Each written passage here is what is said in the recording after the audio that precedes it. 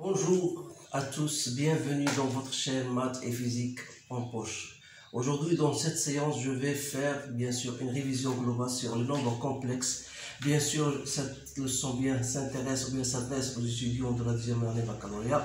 Je vais tout simplement vous donner les choses essentielles que vous devez retenir et vous devez bien apprendre et comprendre en même temps. Alors là, voilà, on va parler de ces points, bien sûr, définir ce qu'on appelle un nombre complexe.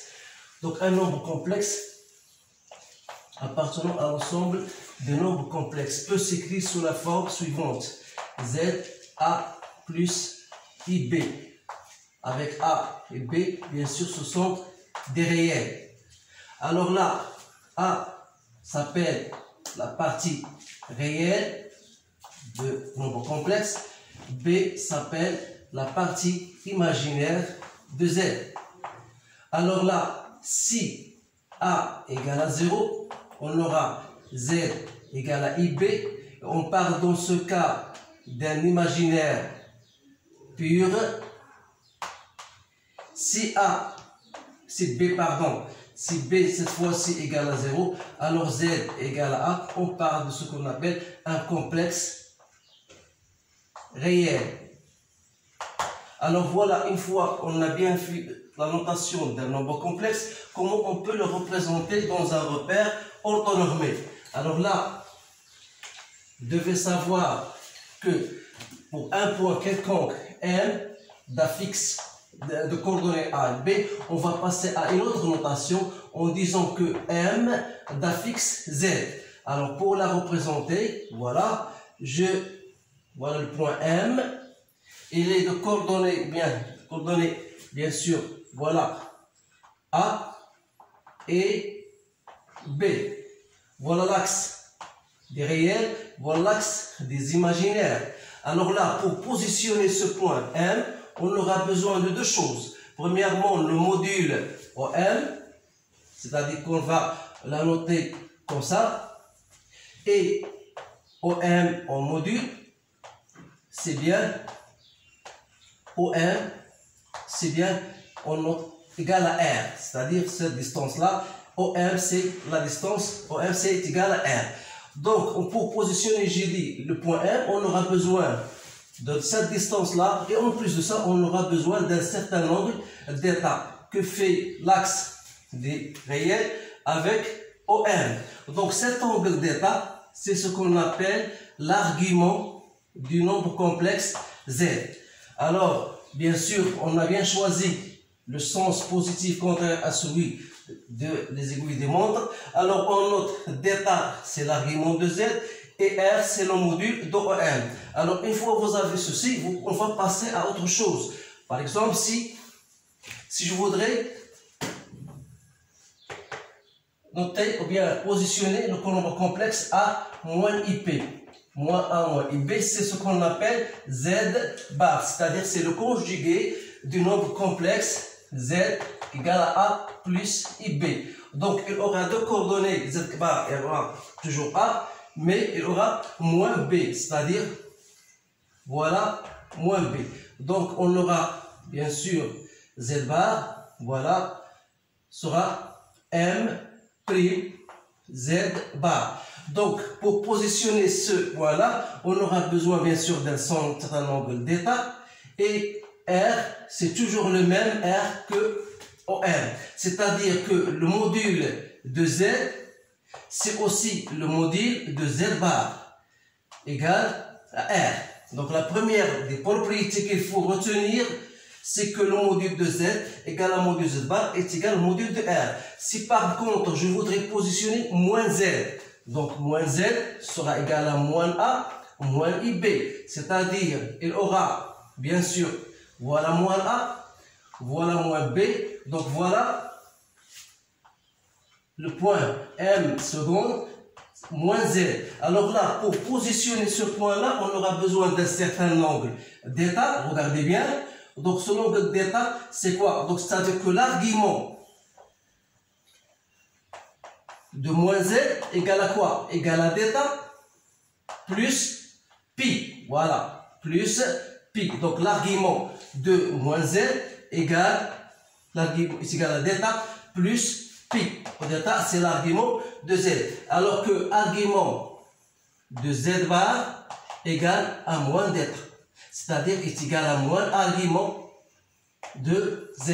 Voilà certaines propriétés que vous devez savoir parce que ce sont nécessaires pour la résolution de vos exercices. Alors on va passer maintenant aux propriétés. Donc les propriétés, voilà ce que vous devez retenir. Moi, maintenant, je fais pas une leçon plus complète, mais je vous donne seulement les points essentiels que vous devez retenir. Donc voilà, on sait que le module de z, n, c'est aussi le module de z à la puissance n. Module de z sur module de z', c'est aussi le module de z sur z'. Le module de... C'est bien ça. Maintenant pour les arguments. Module de z, pardon, fois z', c'est aussi le module de z fois le module de z'. Je vais vous donner bien sûr des exemples pour bien connaître cela. Alors pour l'argument, vous avez l'argument de z fois z', c'est argument de z plus argument de z'. Argument de z sur z' est égal à argument de z moins argument de z'. Argument de 1 sur z égale argument de 1 qui est égal à 0, donc moins argument de z. Alors là, reste encore argument de z à la puissance n est égal à n argument de z. Alors là, ce sont des propriétés que vous devez apprendre par cœur. Par exemple, lorsqu'on a un nombre complexe réel, il faut bien savoir ces choses-là. Voilà, j'ai par exemple, le point 1. Si je, par exemple, un complexe z égale à 1. Là, c'est un complexe réel. Alors, quel est son argument? Son argument, c'est l'angle que fait avec l'axe des réels. Donc, c'est quoi l'argument? C'est 0. Donc, on dit que l'argument de 1 égale à 0. Mais si maintenant, je passe à moins 1, donc l'argument de moins 1, ce sera tout cet angle-là. Alors, l'argument de moins 1 égale à pi. Pourquoi je vous dis cela? Voilà, je vais vous dire pourquoi je viens de vous dire cela. Je vais vous donner des exemples. Par exemple, vous avez un complexe 1 plus i. Alors, la première des choses, vous devez savoir son module. Donc, le module d'un nombre complexe, d'une façon générale, c'est a au carré plus b au carré. Alors là, a c'est 1 et b c'est 1, donc c'est racine de 2. Alors là, si vous voulez, par exemple, si on vous donne z bar c'est 1 moins i. Alors, c'est pas la peine d'aller plus loin, de chercher toujours de faire le module de z bar, parce que vous savez que le module de z bar, c'est tout à fait c'est le module de z, donc c'est racine de 2. Alors, c'est pas la peine de perdre assez de temps. Si vous avez, par exemple, un nombre complexe z égal à 1 plus i au carré, on vous dit, cherchez le module de z. Alors, le module de z, c'est quoi? C'est le module de 1 plus i au carré. Donc, c'est quoi? C'est le module de 1 plus i au carré, c'est-à-dire c'est le module de 1 plus i d'abord au carré, qui n'est autre que le module de 1 plus i au carré. Comme le module de 1 plus i égale à racine de 2, donc racine de 2 au carré, ça vous donne 2. C'est bien ça. Si maintenant je passe à l'argument, pour passer à l'argument de 1 plus i, comment je vais faire? Alors là, je dois calculer 1 plus i. Le module c'est bien racine de 2, que je peux écrire comme étant 1 sur racine de 2 plus i, 1 sur racine de 2. Alors là, c'est racine de 2. 1 sur racine de 2, c'est quoi? C'est cos de pi sur 4 plus i sinus de pi sur 4. Alors, je dis dans ce cas que l'argument de 1 plus i, c'est bien pi sur 4. Il y a autre méthode. Comment représenter le nombre complexe 1 plus i? C'est-à-dire, voilà.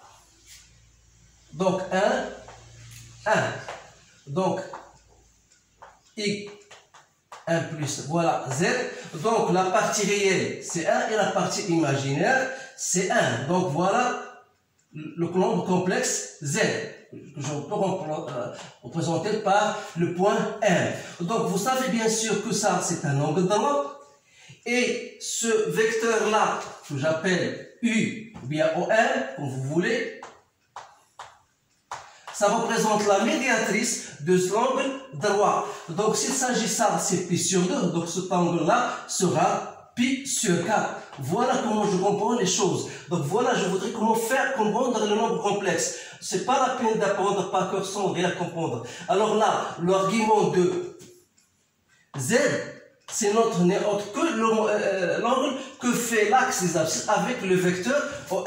Donc, c'est bien pi sur 4. Alors, pour cette occasion, je voudrais bien vous dire une chose, c'est qu'il faut apprendre par cœur certains angles.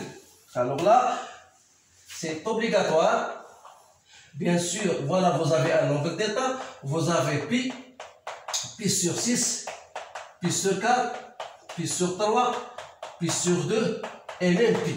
Alors là, vous devez connaître cosinus et au moins sinus de l'état. Alors la cosinus, il y a des méthodes, bien sûr, qu'on vous a donné en 5e année, comment faire pour calculer. Mais si vous avez bien appris, donc c'est pas la peine. Donc cos de 0, c'est 1. Cos de pi sur 4, toujours commencer par les choses simples. Cos de pi sur 3, c'est 1,5. Cos de pi sur 2, 0. Cos de pi, c'est moins 1. Donc cos pi sur 6, c'est racine 3 sur 2. Alors là, pour la sin, sin c'est 0, 0. Sin de pi sur 6, c'est 1,5. Sin de pi sur 4, c'est toujours la même que cosinus. Sin de pi sur 3, racine 3 sur 2, ça c'est 1 et sin de pi c'est 0. Alors là, vous devez bien comprendre ces choses-là parce que si jamais on vous donne un nombre complexe, vous devez savoir comment traiter les choses. Voilà, par exemple, vous savez que cosinus de pi sur 3, c'est 1,5. Donc, voilà le cos, ça vient ici. Donc ça, c'est 1,5. Donc si je passe, voilà, et ça c'est moins 1,5. Voilà.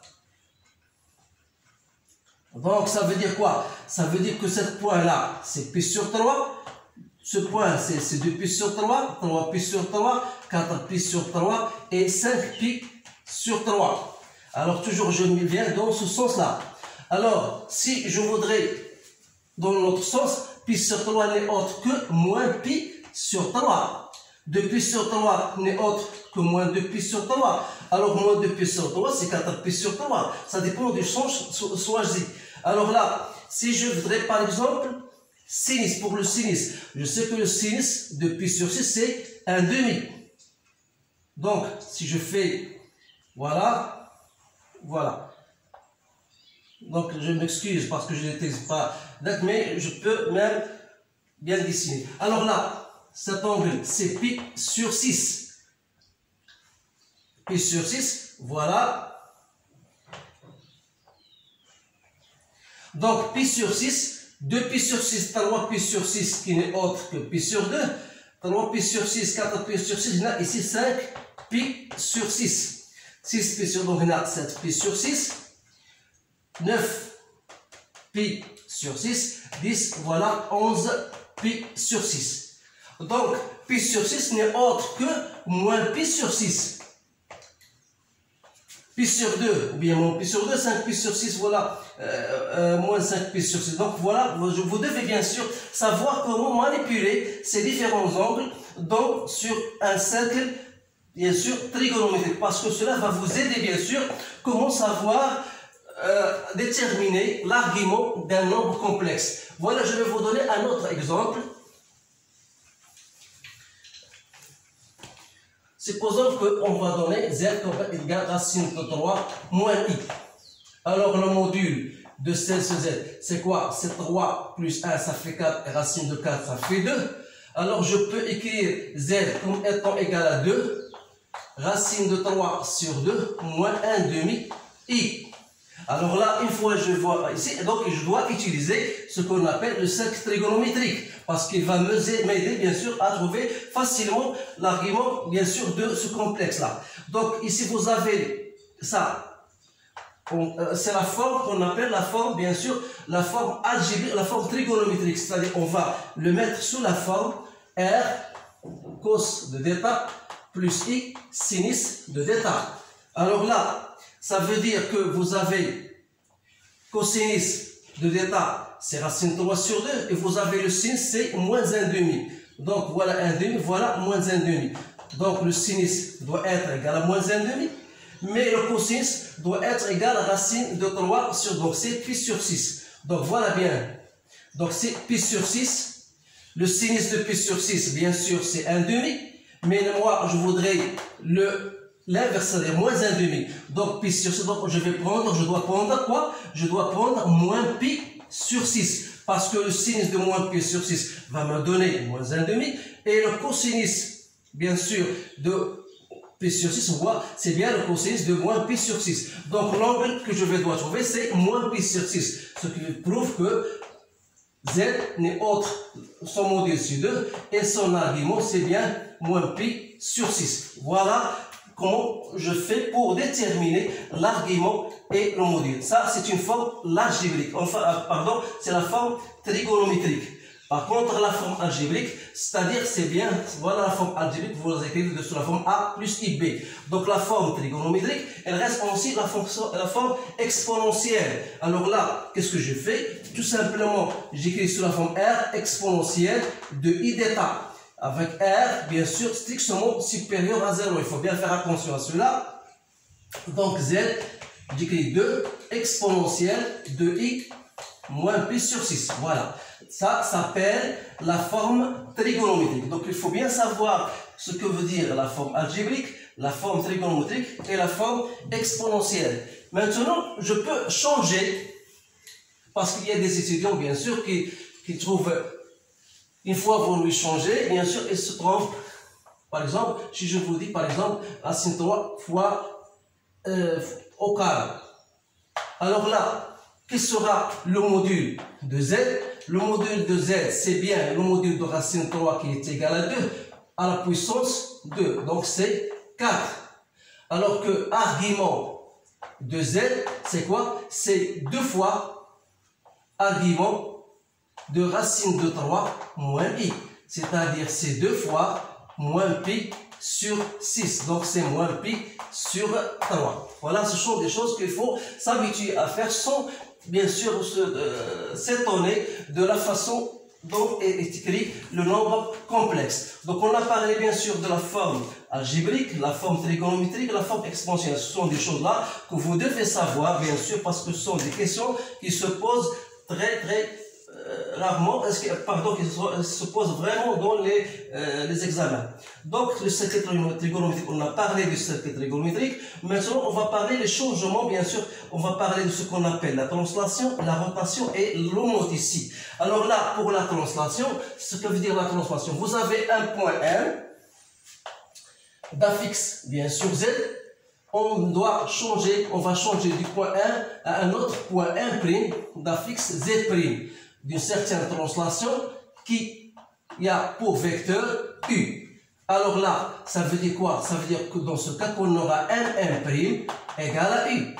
Et bien sûr là, je peux tirer, parce que M'' n'est autre que Z du point 1', c'est Z', moins Z de M, l'affixe de M qui est égal à Z, égal à U. C'est-à-dire que Z' n'est autre que Z plus U. Voilà comment je trouve l'écriture de la translation, bien sûr. Voilà, dans le cas de la translation, lorsqu'on va faire des exercices, bien sûr, on va vous montrer comment on fait. Alors, pour la translation. Maintenant, pour la rotation. Donc, vous avez, bien sûr, un point M d'affixe Z, et vous passez à un autre point d'affixe Z'. Alors d'un certain angle d'état. On sait que la rotation est bien sûr un centre oméga. Alors là, pour passer de M à 1', vous appliquez la relation, ça veut dire que oméga 1' égale à oméga M exponentielle de I d'état. Voilà l'écriture de la rotation.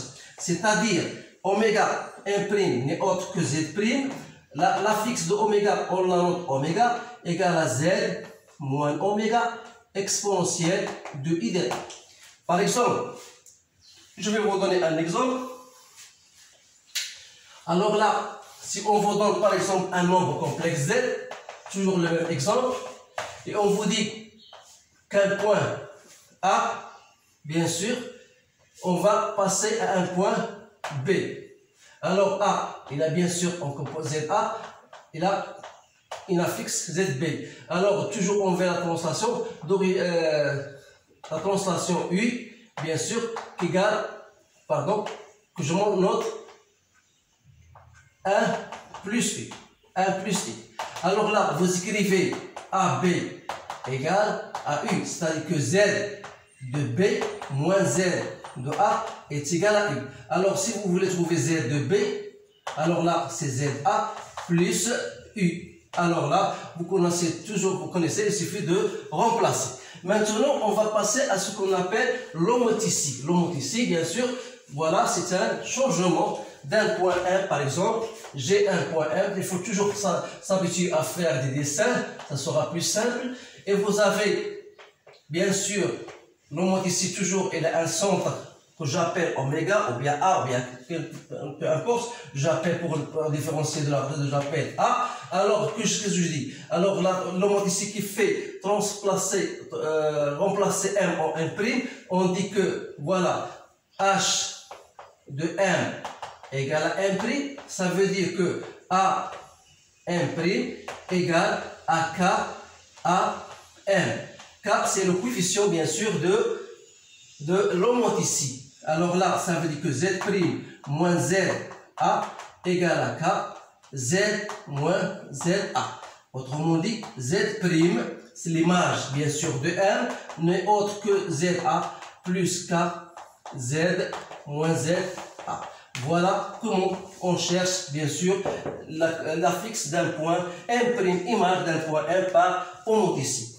Donc voilà, grosso modo, ce qu'il y a pour les translations, rotation et homoticie. On va parler maintenant, parfois, on vous pose des questions pour déterminer la nature de certaines transformations. Par exemple, on vous donne certains points A, B et C. Chaque point, bien sûr, voilà l'affixe ZA, et B, ZB, et C, ZC. Alors là, elle représente bien sûr un triangle. Alors, elle vous demande la nature de ce triangle. Alors, pour déterminer la nature de ce triangle, supposons bien sûr, pour montrer que ce triangle-là est isocèle. Alors là, il faut montrer que AB égale à C. C'est-à-dire que ZB moins ZA égale à ZC moins ZA, bien sûr, en module. Alors là, si vous avez le même module, c'est-à-dire que vous avez AB égale à AC. Alors dans ce cas-là, vous dites que le triangle est un triangle isocèle en point A. Si en plus, bien sûr, les propriétés de triangle isocèle, vous savez bien sûr que ces deux angles-là sont isométriques, ils sont les mêmes. On en a les mêmes angles. Alors si en plus de ça, vous avez cet angle alpha qui n'est autre que entre AB et AC. C'est l'angle entre AB et AC qui n'est autre que l'argument de AC sur AB. C'est-à-dire c'est argument de ZC moins ZA sur ZB moins ZA. Alors là, si vous trouvez que cet argument-là, et bien sûr c'est bien alpha, alors si vous trouvez que alpha égale à pi sur 3, alors là, ça veut dire que vous avez affaire à un triangle équilatéral. Donc, je parle d'un triangle isocèle dans le cas où AB égale à AC, mais si en plus de ça, vous trouvez que cet angle-là, alpha égale à pi sur 3, vous concluez immédiatement, bien sûr, que vous avez affaire à un triangle équilatéral. Passons à parallélogramme. Donc, le parallélogramme, vous avez bien sûr une figure composée, bien sûr, vous avez 4 points.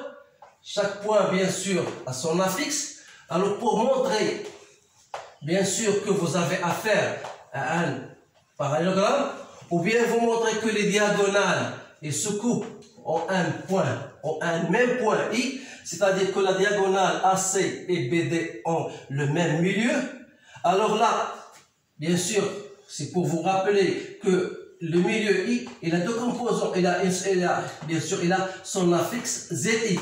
Si I est le milieu de AC, c'est-à-dire qu'il aura ZA plus ZC sur 2, c'est plus. Alors, si I est le milieu de BD, vous allez trouver que ZI, on est même de même ZB plus ZD sur 2. Alors, si vous trouvez ces deux sont égales, vous dites que AC et BD ont le même milieu, alors on a affaire à un parallélogramme. Premier cas, ou bien vous montrez que AB égale, bien sûr, AB égale à DC, et vous montrez que AD égale à BC. Alors là, pour montrer un parallélogramme, si on a un angle droit, bien sûr, pour un rectangle, il se coupe en un même point, alors les diagonales sont bien sûr égales, et vous avez affaire à 4 angles droits. Si vous essayez de montrer qu'il y a un seul angle droit, bien sûr vous avez affaire à un rectangle. Et dernièrement, pour un losange, donc pour un losange, voilà, on vous dit maintenant de déterminer la nature de A, B, C, D. Alors vous savez qu'un losange, et là, les 4 côtés sont égales, bien sont égaux. Alors en plus de ça, vous avez deux diagonales qui sont bien sûr perpendiculaires. Donc il suffit de montrer que AC est perpendiculaire à BD. Alors pour montrer cela, il faut chercher d'abord l'angle que fait AC avec BD, qui n'est autre que l'argument de BD, c'est-à-dire Z, l'affixe de ZD moins ZB sur ZC moins ZA. Alors là, si vous trouvez que cet argument-là égale à K puis sur 2, alors vous dites que AC est perpendiculaire à BD. Et comme les 4, ou bien il suffit de montrer seulement que deux côtés sont égales, alors pour dire que vous avez affaire à bien sûr, un losange. C'est tout ce qu'il y a. Donc voilà, en résumé, les choses essentielles, bien sûr, que vous devez savoir. Et pour, bien sûr, pour la semaine, bien notre séance, bien la séance prochaine, je vais choisir, bien sûr, un exercice plus compliqué dans lequel je vais vous montrer les trucs et les astuces, bien sûr, que vous devez savoir pour répondre à vos questions. Donc, je vous remercie de votre attention et je vous dis à bientôt.